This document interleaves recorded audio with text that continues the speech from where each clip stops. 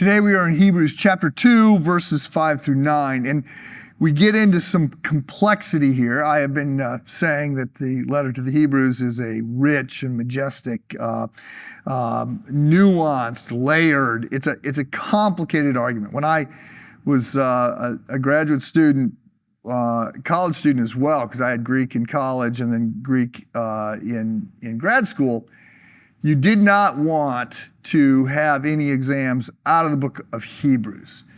You didn't really want out of Peter either.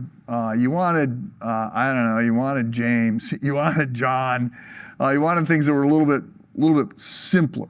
Whoever was writing Hebrews was very educated, and it's just a more complicated, layered, nuanced argument and bigger words. So what we get here in the middle of chapter 2 is a preemptive strike. And the writer is trying to get ahead and answer some of the questions that he expects the listeners, again, if this is a sermon, a written sermon, the listeners or the readers that they are going to have. And in particular, the question is, how could Jesus be better than the angels if the angels are eternal and Jesus died? Okay.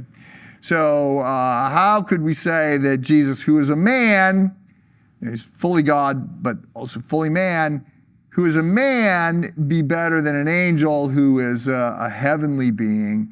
And so it's, look, these may not be your questions. We spend remarkably little time wrestling with questions about, angels. As a matter of fact, it's a little bit dismissive to say you're debating how many angels can dance on the head of a pin, right? I mean, that's sort of a derisive comment that's made to somebody who's not living in reality. So these may not be your questions, but they are questions. And so they come up, and I'm reading now, starting with verse 13. To which of the angels, I'm going to start with chapter 1, verse 13, because he's sort of going back to this. So I'm going to set up the reading from chapter 2. Verse 13. To which of the angels did God ever say, sit at my right hand until I make your enemies a footstool to your feet? None, by the way. Are not all angels ministering spirits sent to serve those who will inherit salvation? Okay. Now I'm jumping to chapter 2, verse 5. It is not to angels that God has subjected the world to come, about which we are speaking. But there is a place where someone has testified, what is a man that you are mindful of them, the Son of Man that you care for him? You made him a little lower than the angels. You crowned him with glory and honor and put everything under his feet. In putting everything under him, God left nothing that is not subject to him. So let's stop there and take this apart a little bit. For it is not to angels that God has subjected the world to come. And world to come is just referring to reality, the world after Christ's return. And so the emphasis here is that the angels are lower. Jesus is the one to whom God the Father is giving everything. Jesus humbles himself, but God is exalting him and giving him the name that is above every name, that at the name of Jesus, every knee will bow, every tongue will confess that Jesus Christ is Lord, to the glory of God the Father. So Jesus doesn't just come once, comes as an infant. He is returning as king and as ruler and as judge with all power. And so the writer of Hebrews is just pointing that out, that the angels are ministering spirits.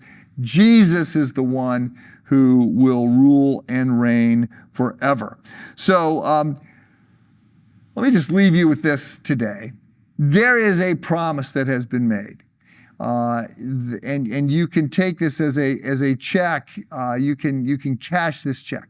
Jesus is going to return. Jesus is the pinnacle of history. History is headed some direction. It's not circular. It's not mindless. There was a beginning. There will be an end.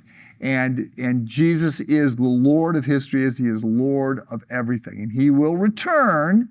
And when he returns, he puts an end to the history that we have been living. So letter to the Hebrews, you want to be with Jesus. You want to go all in with Jesus. He wins in the end. Have a good day.